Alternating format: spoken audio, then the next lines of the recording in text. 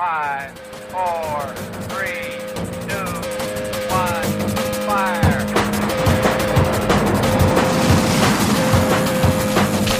The only thing we have to fear is fear. Mile 18. This is Endurance Nation.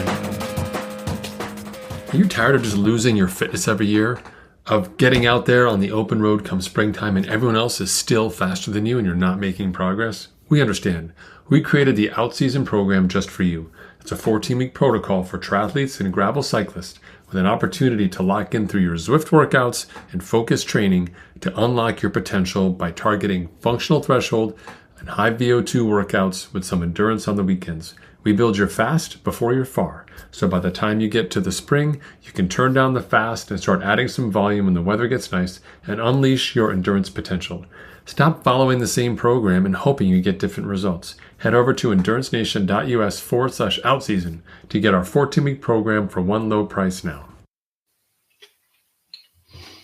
Most athletes think that strength means lifting heavier, lifting more weights. And as masters athletes, normally when we think about lifting, building strength in decisive, like frequent reps, we think about going to the gym. We think about a membership. But I'm here to tell you that's wrong. We can't just limit reps and strength to the gym. In fact, we need to incorporate it into your cardiovascular training. If you're a masters athlete, you can't just do work by picking things up and putting them down.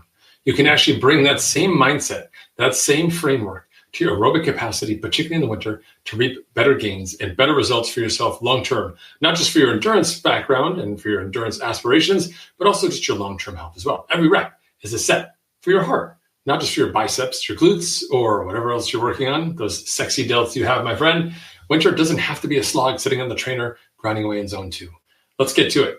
My name is Patrick McCran. I'm the head coach here at Endurance Nation, and every year we launch our Outseason program to thousands of athletes who've been partaking in it since 2009.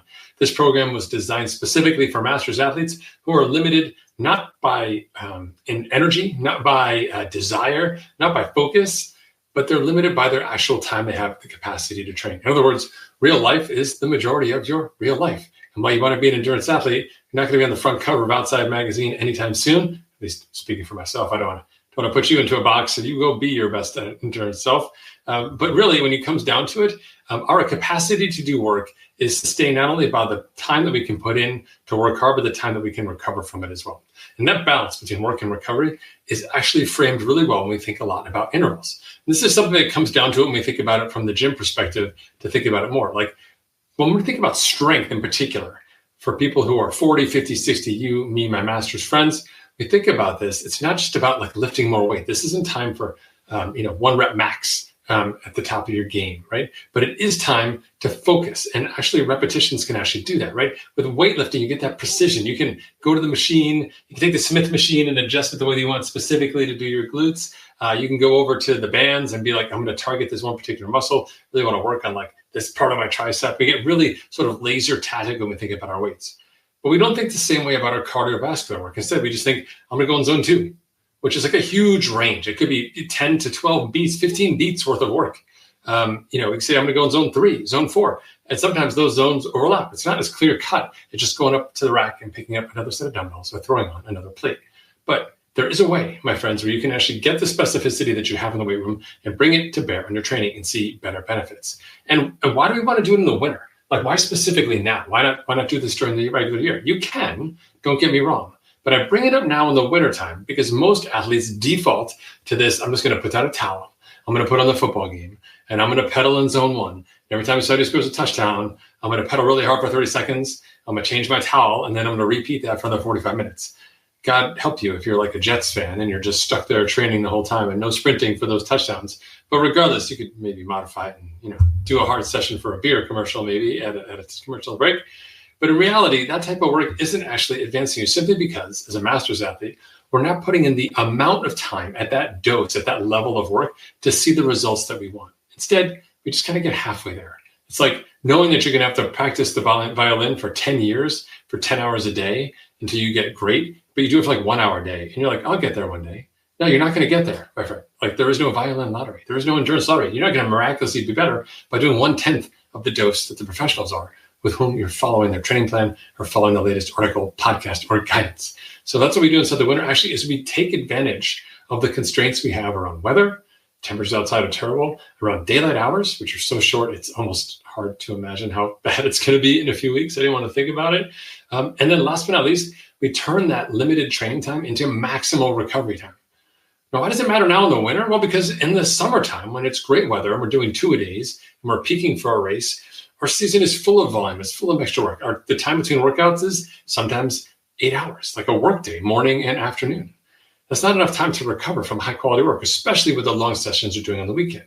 So how do we get to the point where we actually get to do some intensity in season? How do we peak?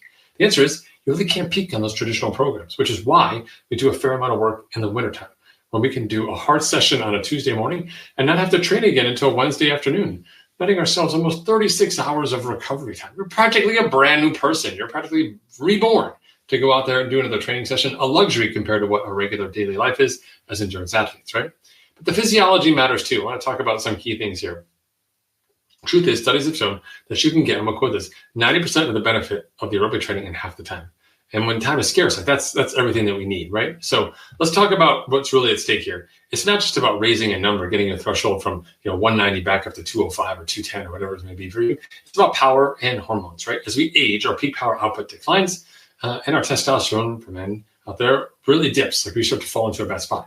And when we just engage in low-level aerobic training at low doses, we're not really getting the stimulus that's going to allow us to keep that peak power output up or to force the production of hormones, keep our bodies healthy through the muscle mass that we're recruiting through our fast twitch muscles and slow twitch muscles as we do this type of hard work, right? So when you recruit those fast twitch fibers, you're improving your neuromuscular sharpness, you're triggering natural spikes in hormone, testosterone, the same type of things that keep you lean, they keep you strong, and they keep you motivated. It's like a superpower, my friends. And it comes from doing high quality work.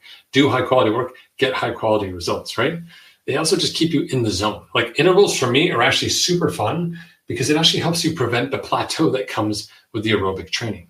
The plateau being, I'm going to get on the bike for 2 hours tomorrow, and then the next day I'm going to get on it for 2.5 hours, and next week this time I'll get on it for 3 hours, and the only delta you're making is just adjusting more time.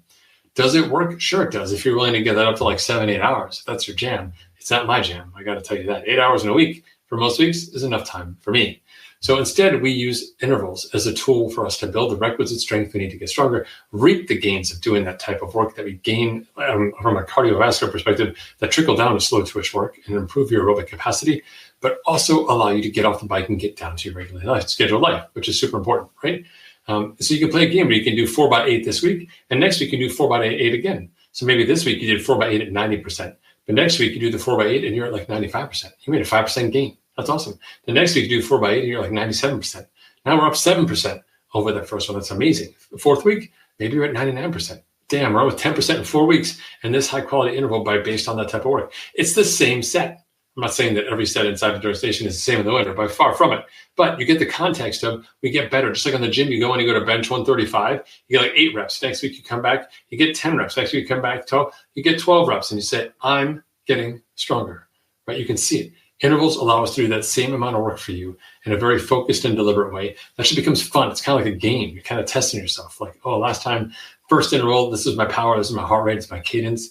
Let me track those numbers and move it. So each rep becomes like a target, to get after, right? As opposed to just keep going until I'm so tired I can't keep going, and then I get off and then have some Coke, and then I get on and keep going. You can actually get into it, really dialing in your training, which is highly motivational. It also allows you to compare yourself percentage-wise to your peers. And my number, based on my size, age, and aerobic capacity and time training, is very different than your number. But we can look at power to weight. Right? We can play that game, right? Or we can see peak power output. We can have 5-second power, 10-second power, 30-second power. We can start having some fun games and actually find areas where you do naturally excel. We can turn that into a strength for you. Versus when we're playing a game when everybody just rides zone 1 for 4 hours, there's no excelling. There's no competition there. It's really just sort of who lasts longest. It's like a Mr. Beast game, with the idea being the winner gets this endurance prize, but almost everybody loses because they just break down. They're so tired, they're so exhausted, and it just kills them, hormonally, energy-wise, and motivation-wise. This is exactly why we built the out season. So we're actually trying to take advantage of the work that we know that this intensity brings in terms of value to your body, to your system, and we also know how much fun it can be when you get to it. So what does it look like across the course of an out season program? Our 14 weeks are broken down into 3 different phases. where we actually work through 4 weeks of work and 1 week of testing. We do that twice. And the last week is 3 weeks of work and 1 week of testing. We know that as you mature through the weeks and as you're older as an athlete, you can't just keep going 4-1, 4-1. We're going to take you 3-1 at the end. And we modulate the different types of intensity from threshold to VO2 as you progress through those weeks, predominantly on the bike, taking advantage of like seated hard work to actually increase the gains that we want. We keep the run frequency and durability. Only our healthiest runners or run focused only people will really get into run intervals, but you'll still do some cross training if I have anything to say about it. The goal here now is this: you can actually get 2 good sessions in during the week here in the winter. You can do intensity in the morning and in the afternoon. You can do your strength work. You can do some flexibility. We can do some mobility work.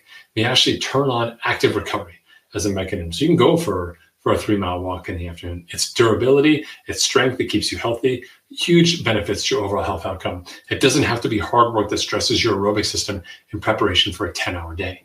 Because we're not doing 10-hour days right now in the wintertime. We're building strength, we're building recovery, we're building mobility, and we're building durability. All of those things are key components to help you be successful over the course of a year. What we build now, my friends, is going to carry you not just from the first 3.5 months of your season here in the wintertime, but it's also going to trickle down into the rest of your year as you start building. You have this mental toughness now. You're not afraid of staring at intervals and doing hard work. You have this resilience. You've built like a consistent engine that's easy to repeat, that never overstresses you, that prevents you from getting sick because you're well balanced, that allows you to still have fun on the weekend. Like in the wintertime, you want to take the weekend off and go cross-country ski or go for a hike or something different, knock yourself out. If you're getting Monday through Friday done, I am over the moon. And you are far ahead of your competitors in terms of what everyone else is going through.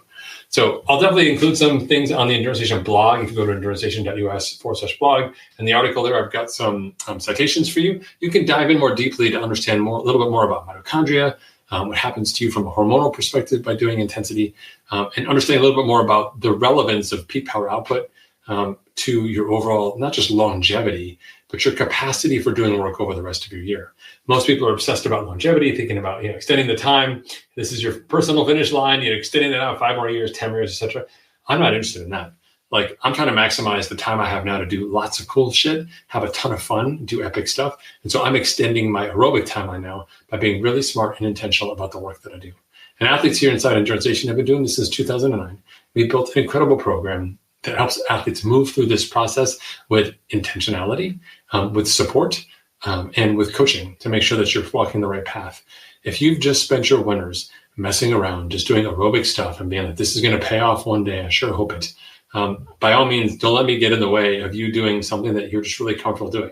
However, if you want to be better next year, if you want to actually try something different, see if you can get different results. If you think that maybe there's something to this data that says like high intensity work can actually help you build your overall aerobic capacity, and that you can layer on volume on top of that new aerobic capacity when we move in season when the weather's nice, because you don't really feel like doing a 4-hour trainer ride right now. I'd much rather do a 90-minute one and then go outside and have some fun in snow, or just in the outdoor weather and that fresh air. Only so much time in the basement, my friends, that can be good for you. And if you've been in my basement, you know, without a doubt, it's probably not so healthy at all. It's a miracle I'm still here, given what's downside in that basement. Don't ask my wife. She'll tell you that I got to clean it up. I don't want to know about it. Anyway, this is me, Patrick McCarran, signing off. If you want to learn more about this protocol and how it works, I encourage you to go, I'll put the link in here as well. Go check out our out-season blueprint. I think it's at endurancenation.us/blueprint. Go to the blueprint and actually read it for yourself. It's 30 plus pages. I've broken it all down for you. Lays out exactly what it is you need to do in the wintertime to be successful. You don't have to just buy our out-season program, which is, of course, on pre-sale. You can just get the free blueprint and actually read through it and make the changes to your training program, actually apply some of this to reap those rewards, right? Our goal here is, we believe a rising tide lifts all boats. Even if we're not coaching you or supporting you, if you're getting stronger, you're competing against one of our athletes, and that's going to make them work harder and get stronger. Together, we have a kick-ass winter. We have super fun. We get strong. We emerge from this like more mobile, more durable. We're ready to kick ass next year. Look out. So sorry, younger age groups. We're not holding back. 2026 is the year. Take care, everyone. I'll see you later in another episode. Endurance Nation.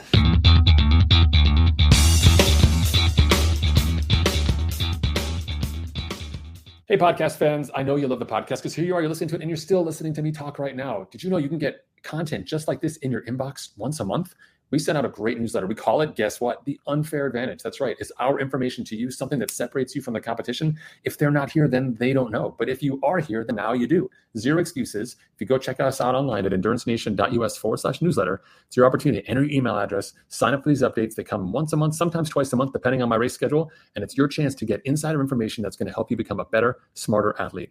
Don't miss out on this chance to get ahead of the competition. It doesn't cost you any money, and it's not a ton of work. It's just your email address. That's endurancenation.us/newsletter. For more information about Endurance Nation, visit us online at endurancenation.us. The provided music is from the Podshow Podsafe Music Network. Check it out at music.podshow.com.